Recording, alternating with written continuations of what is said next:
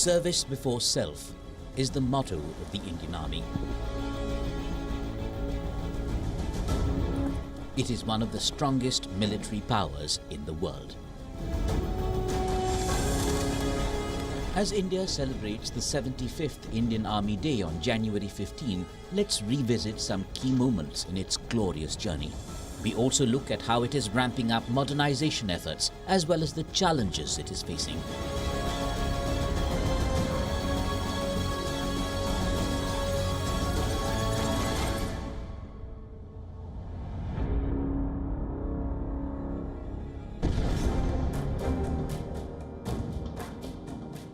We have troops from every corner of the country, and it's the most dependable brand that we have.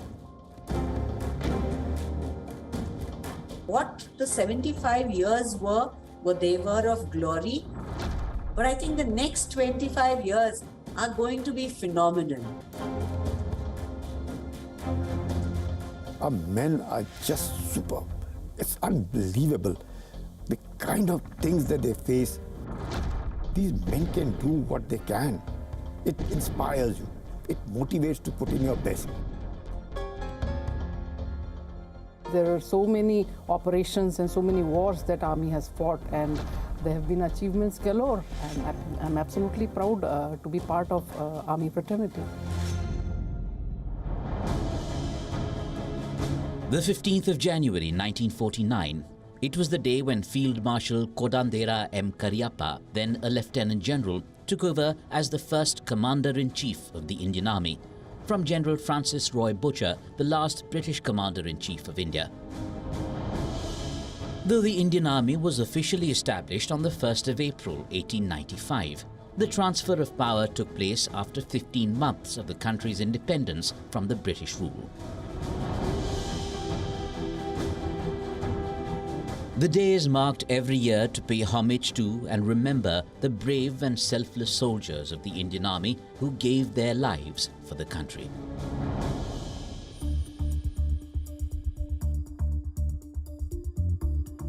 So, how did the Army evolve during British rule? The year was 1748. Major Stringer Lawrence, a British soldier regarded as the founding father of the Indian Army, was sent out to India on a mission. Lawrence was appointed as the Commander-in-Chief of the East India Company's field forces in India. By 1895, the three armies of the presidencies of Bombay, Madras and Bengal had unified into a single force.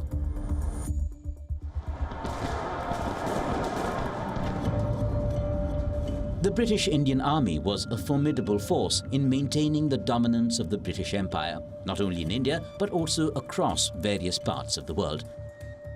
It played a significant, albeit underappreciated role in both the world wars. Nearly 1.3 million Indian soldiers fought during the First World War. Over 74,000 of them lost their lives. And in the Second World War, by August 1945, the Indian troops comprised the largest volunteer army in history, 2.5 million soldiers. As a part of the Allied nations, India sent over 2.5 million soldiers to fight under British command against the Axis powers.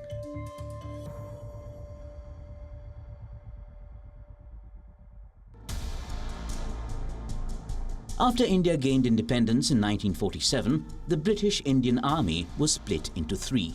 While some regiments were transferred to the British Army, the remaining were shared between the newly independent nations, India and Pakistan. Even before this transfer happened, the Indian Army had fought its first major war.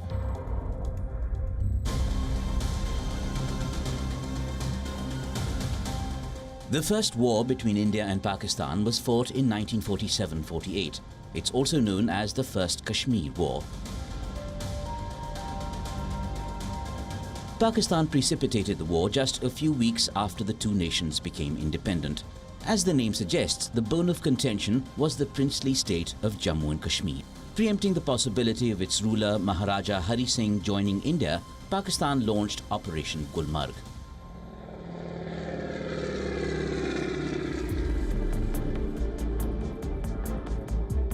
With the motive of capturing Kashmir, it mobilized tribal militias known as Lashkars who were fully armed with modern weapons and under the direct control of Pakistan Army generals.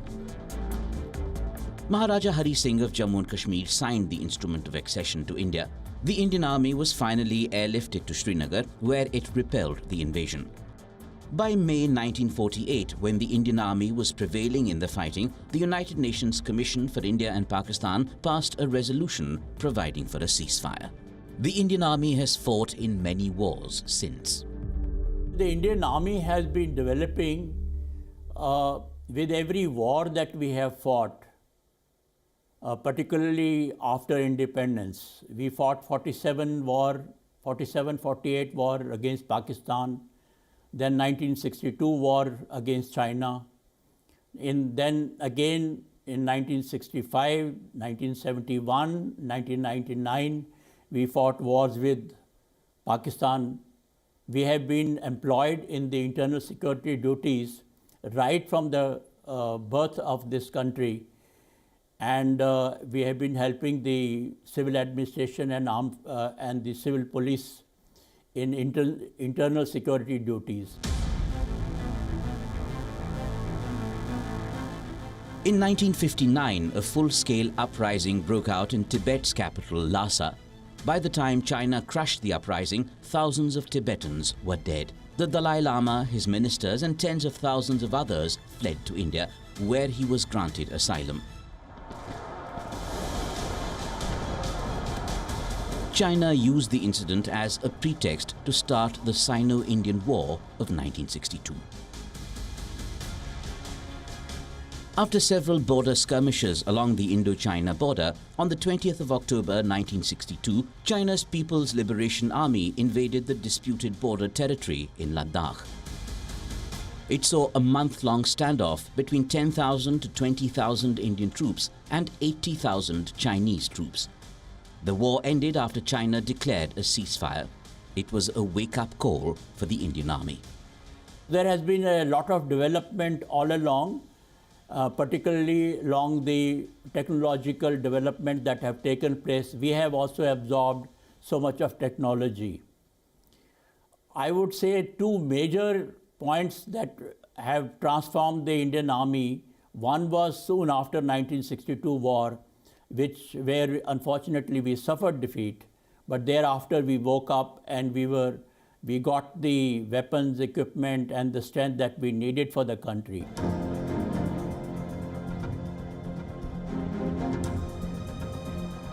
December 16, 1971. This is the day when the Indian Armed Forces brought the Pakistani army to its knees.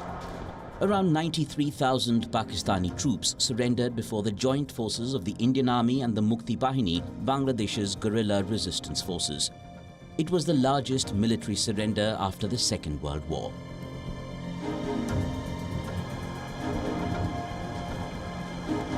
The Indian military's thumping winds on land, sea and air crushed Pakistan, which lost half of its country.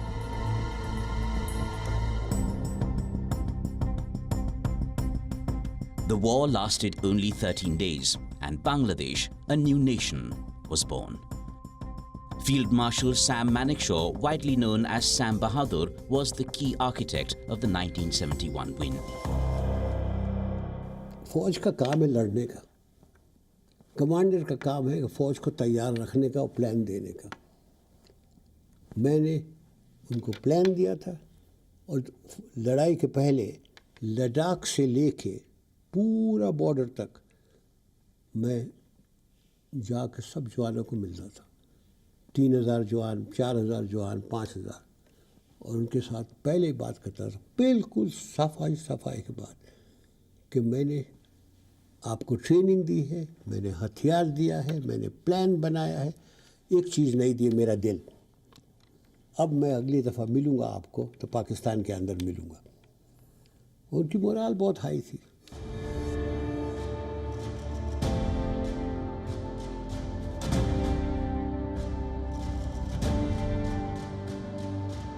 Can you imagine troops serving at around 18,000 feet and higher in temperatures which are minus 50 degrees, blizzardous weather, it's almost over 100 kilometers an hour wind speeds that are there. You can't eat properly, you can't sleep there, you have loss of memory, difficult to breathe, difficult to walk, and you can't touch anything with your bare hands. This is the highest battleground in the world. The Siachen Glacier is located in the East Karakoram Range in the Himalayas. It has been crucial to India's territorial security, especially since 1984. In early 1981, ace mountaineer Colonel Narendra Bull Kumar detected Pakistan's aggression in the region. Pakistan had been making certain cartographic changes to the ceasefire line. Based mainly on his reconnaissance reports, the Indian Army dispatched troops to Siachen. Indian soldiers secured the key passes of Bilafondla, Siala and Gyongla. Soon the whole glacier was secured in an operation christened Meghdut. Lieutenant General, then Captain Sanjay Kulkarni of Fort Kumaon, was the first Indian soldier to land atop Bilafondla by a helicopter. Had we not occupied it, we would have had both Pakistan and China shaking hands without we knowing. Because whichever way we might intend doing surveillance over the glacier, it's very difficult because most of the time the weather is bad, foggy, misty, so you will really not get to know what's going on there. And through the Shaksgam Valley to the Khunjara Pass, Chinese made the Karakoram Highway. Now it's part of the China-Pakistan economic corridor. So you find a lot of activities that have taken place. The Siachen Glacier is also the world's costliest and coldest battleground. India continues to deploy around 3,000 soldiers at any given time on the glacier.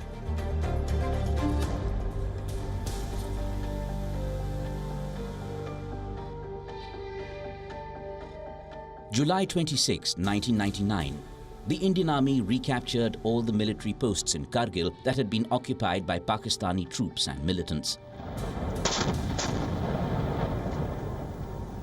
Indian soldiers secured a victory after a 3-month conflict that led to loss of lives on both sides.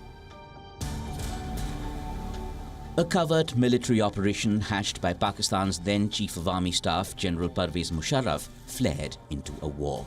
The bitter fighting took place in harsh terrain 16,400 feet above sea level.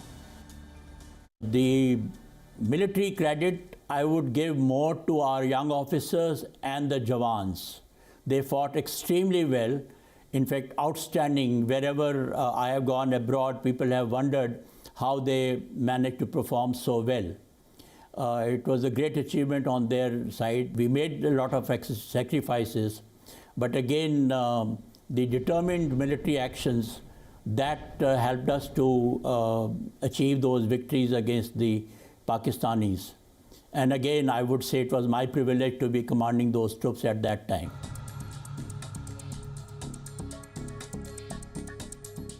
Lieutenant General Madhuri Kanitkar, Ati Vishisht Seva Medal. This is Lieutenant General Dr. Madhuri Kanitkar. She is the third woman in the country to be promoted to a 3-star rank. A pediatrician, Kanitkar was commissioned into the Army Medical Corps in 1982. When I joined the army, there were no separate physical standards for women because women were only in the medical corps or the nursing corps. And I mean, it was like, okay, if you can't run, if you can't do the rasa, if you can't jump, okay, you're a woman. And I did, being a sports person and insisting on it, I did the complete, what we call the battle physical efficiency test or the physical proficiency test on the men's standard. But look how we changed over time.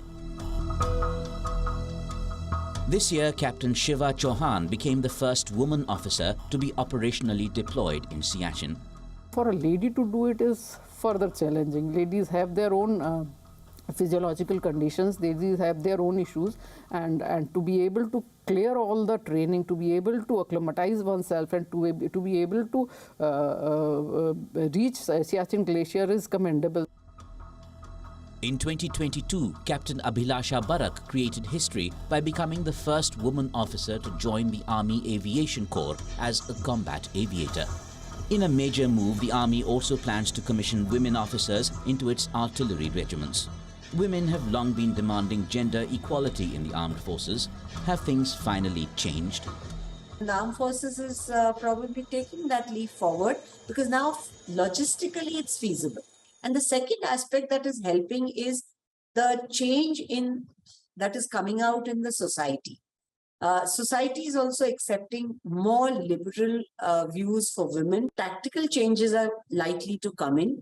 The war zone is likely to change. The battleground is likely to change. And brain is going to be as important as brawn. So if you see that, then there is no gender difference. So that is going to open up more and more scope for women in tactical situations. They're going to be able to handle those extremely well. Another area where the Indian Army has also come a long way is this. In September, Indian Prime Minister Narendra Modi handed over the indigenously designed Arjun main battle tank Mk1A to the Indian Army. This tank has been developed and manufactured by the Defence Research and Development Organisation, or DRDO. With a focus on indigenous design and development, the Indian Army has plans to procure rough terrain forklift trucks, RTFLTS, bridge-laying tanks, BLTS, wheeled armoured fighting vehicles, WHAFVS, with tank-guided missiles, ATGMS, and weapon locating radars, WLRS, from domestic sources. The very fact that the army stands for Naam, Namak, Nishan, the commitment has always been there. The dedication has always been there. But as you see over a period of time, the modernization, I would look at it that way, the lethality part of the thing that we are really concerned in modernization. The 1.3 million strong force is witnessing a rapid modernization. Soon, artificial intelligence and cyber technologies will augment the existing traditional combat platforms. Any growth is always, there's a slow this thing and then it becomes exponential. But we as a nation are now at the cusp. We have reached that stage where we are ready for exponential and disruptive changes. And I think just the way the nation is seeing so much of Atmanirbharta, there's so much of digital health and all these, this is going to, definitely the armed forces is very much part of the nation. And these changes are going to rapidly, I see them coming into the armed forces.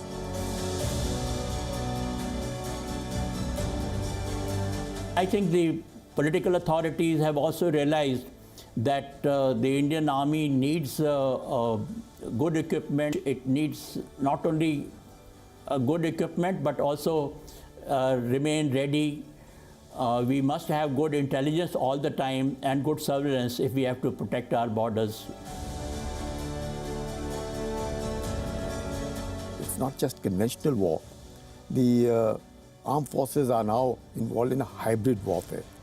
And you know that we have both China and Pakistan as a neighbor and as enemies also. And therefore, the commitment of each one of us to ensure that neither of the countries have an edge over us. In that context, if you look at it, there has been a tremendous amount of improvement, be it in the field of conventional warfare, be it in the field of cyber warfare, or be it in space, artificial intelligence, surveillance, intelligence gathering, everything. Because all of it is required. The enemy is not going to really focus only on the conventional part because there is adequate deterrence that we have to do. The Indian Army is already highly combat experienced. The country's hostile borders mean the Army needs to be always prepared to fight. And with the right technologies in their arsenal, the Indian Army is also future ready.